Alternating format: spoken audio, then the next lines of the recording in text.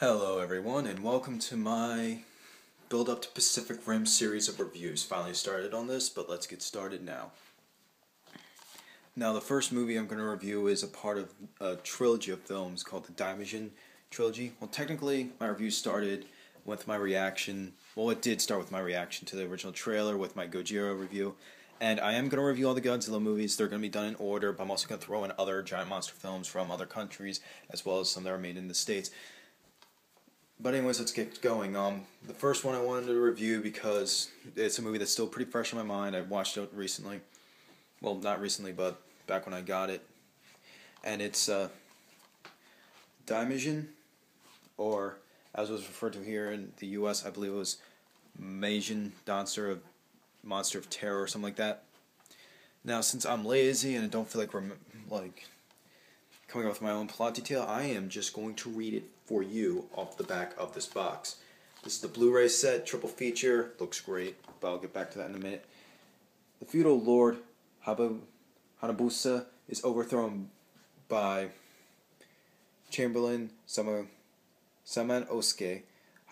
Hanabusa and his wife are murdered, but their young son Tadafumi and daughter Kozasa escape into the mountains with the aid of a Shino priestess and Hanabusa's servant Kogenta. For 10 years, the people of the village suffer under the rule of the cruel and greedy Samanosuke. Tadafumi, now a young man, and Koenta return to reclaim the throne, and only to be captured and sentenced to public execution. Kagusa prays to Shino to release Daimajin to put an end to Samanosuke's reign, but if Daimajin is set free, will anyone be safe from the devil's wrath? You have to excuse me, I can speak Japanese somewhat well, but reading it offhand or something like that, it kind of gets buggy. I have to hear it first before I can properly pronounce it. Well, whatever. But anyways, yeah, the Daimajin movies are actually more or less a trilogy, not of giant monster movies, but of samurai films with a twist at the end of a giant monster. So if you're going to go into these movies thinking that you're getting just a giant monster brawl or something like that, like a Godzilla film or a Gamera film or whatever, then you're going to be disappointed. With me, I didn't know what to expect. I kind of just knew there was a creature in it. And really, I was satisfied with what I saw, because even though it's a samurai film, it's a really well done samurai film for the most part. The acting is done fine, even though I can't really tell you if a Japanese actor is acting bad since I'm watching it in Japanese and reading the subtitles over. But overall, the movie's really well made. Definitely the scene at the end with Daimajin finally rises.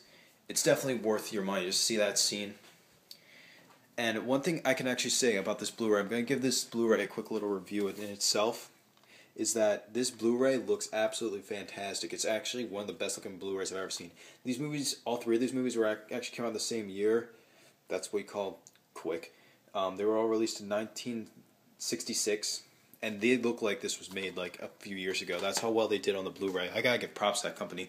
I think it's the same company that released the Gamera Blu-ray set, but I'm not sure. Yeah, so Daimajin has a lot of cool human action, and at the end, when the monster actually arises, it's pretty stellar to watch. It's a lot of fun, because he's just stomping around destroying everything. He doesn't care. The tagline of the movie is, "He is the spirit of vengeance and the wrath of God in given form." And it's really cool. Like it says at the end of the description, will anyone be safe from the devil's wrath? He's not necessarily a good guy. He's kind of just like, once he's summoned, he will destroy everything in his path to kill what he was trying to kill. So then, you can't really control him. Has his own will. He's mindless, but he's not mindless, if you know what I mean. It's hard to explain. But if I'm going to rate this movie on a 5-star rating, I'm going to give it 4, because there's some scenes where it gets kind of bland. But throughout most of the movie you're satisfied, and it's all around good time. Definitely check it out if you get the chance. And like I said, if you're going to get anything, get this Blu-ray. I got this $10 off of Amazon. Now the effects of Daimajin are really well done. The monster looks really cool. And yeah, if you're a giant monster fan, definitely check it out, even for the last 20 minutes, because when he does show up, he's there for a good while. It just takes a while for him to actually show up. Anyways, that's my review of Daimajin Monster of Terror for my Build Up to Pacific Rim series of reviews. Check back later, and I'll have another review for you. Okay, guys? Catch you later.